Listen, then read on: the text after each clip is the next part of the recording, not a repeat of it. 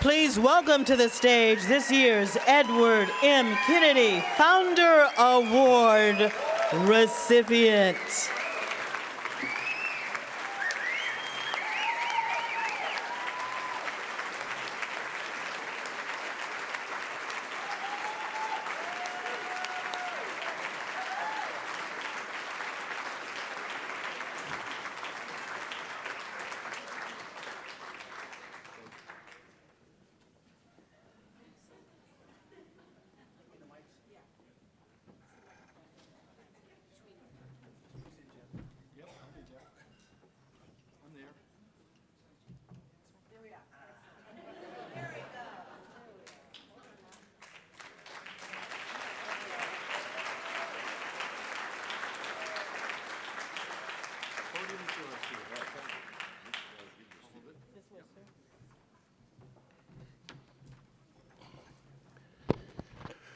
Well, I left my notes over there because after watching the thing about myself, I didn't have a lot more to say.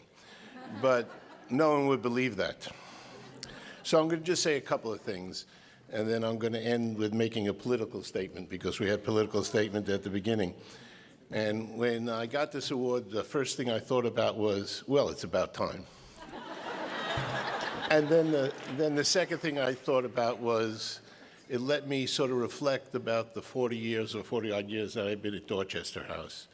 And I want to thank the League. I want to thank Dorchester House because I'm not the easiest person to put up with for 40 years.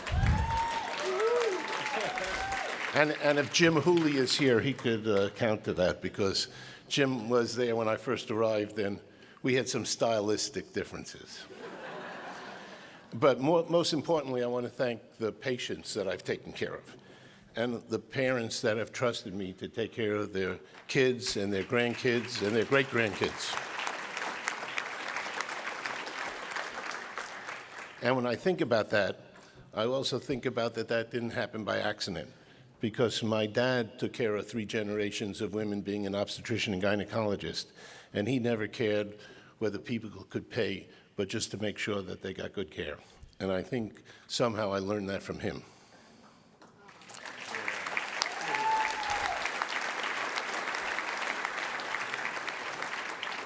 I also want to thank my sister, who has been with me. Well, I came first, but she's clearly the head of our family. And I wouldn't be standing here in this ridiculous jacket, except she said, you have to wear it when you get up there, so put it on. So I put it on. What a lot of people don't know is that having been at Tufts Medical School, I met most people here, say Geiger and Gibson. I knew both of them personally. And my first year, in between my first and second year at medical school, I spent that year looking at what happened at Columbia Point and looking at what was happening at the Roxbury Community Health Center. And it was an enormously great experience. In my second year, you understand the war in Vietnam was going on, and I thought it was my job to stop it. I didn't do that well. It took a long time to stop it. But the student AMA was sponsored by the AMA, and I will say nothing else about that. But so we started the Student Health Organization, which tried to find health science students. If we were going to work in the interdisciplinary health teams and community health centers, we should try to get to know each other while we were in training. And we had grants that we got from the federal government, and there were 200 health science students that ran all around northern New England, and 4 of them were put at the Dorchester House, which at the time was just a settlement house. And they did a survey of healthcare in the Dorchester community, and they saw there were 4 doctors, and the main thing that people wanted was a place to get family planning and a place to get shots for their kids. So with the help of Health and Hospitals, I think Lou Pollack was one of the major people then, and for people who don't know Lou is an extraordinary person. And I must say, I don't say that about many people. But Lou is an extraordinary person. And so we got a trailer that was connected to the triple-decker, which was Dorchester House, and started delivering shots and birth control for women who thought that 2 kids or 3 kids or whatever number was enough. And that was the start of how healthcare started at Dorchester House, and it has spread from there. When I finished my residency in 1974, the head of the training program wanted me to stay at the New England Medical Center and run their pediatric ICU. And I said, no, I'm going to go and I'm going to work someplace where it's important to make sure that kids get great health care.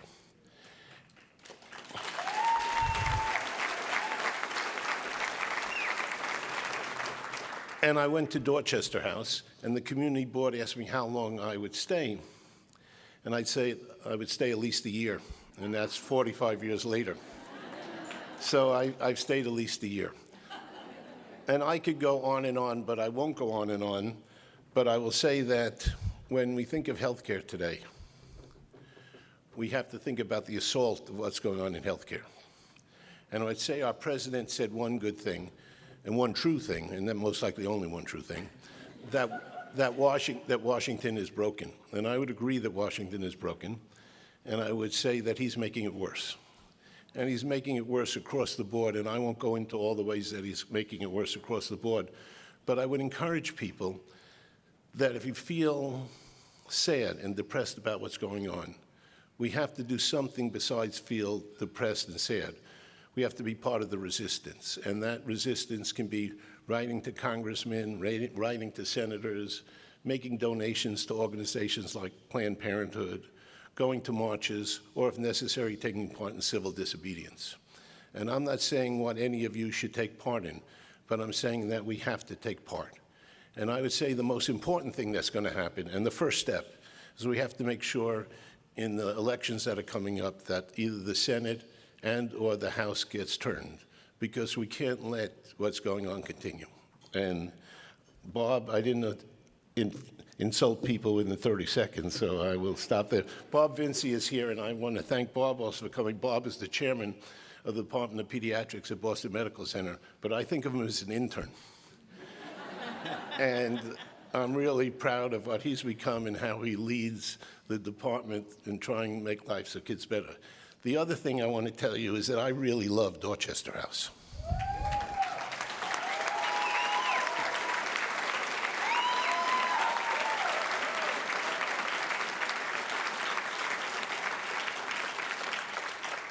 And I'm very proud of the patients, of the people, and of the organization, because the organization clearly does not care just about medical care or health care, but the health of the Dorchester House community. And an example of that is a lot of services that we provide, and that's why the name of Dorchester House is the Dorchester House Multi-Service Center, because we are a multi-service center. We're more than just health care. An example of that would be the Medical Legal Partnership, where Ropes and Gray provides lawyers that do pro bono work for our patients. And that's just, I could give you 5 or 6 other examples, but I'll stop there and say that I really appreciate it. And for people who are interested, I'd be happy to talk about what I do in Nicaragua, because that's my next step.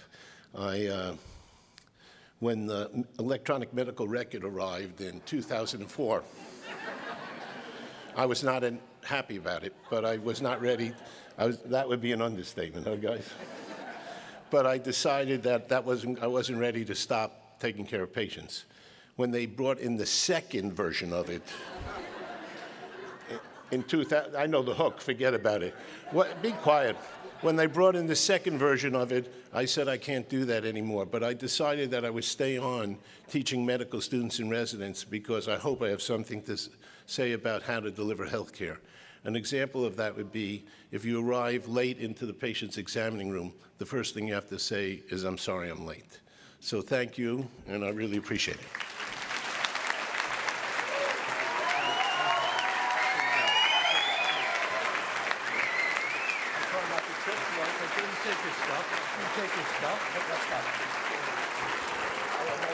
Congratulations, Doctor.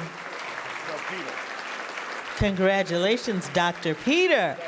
Okay.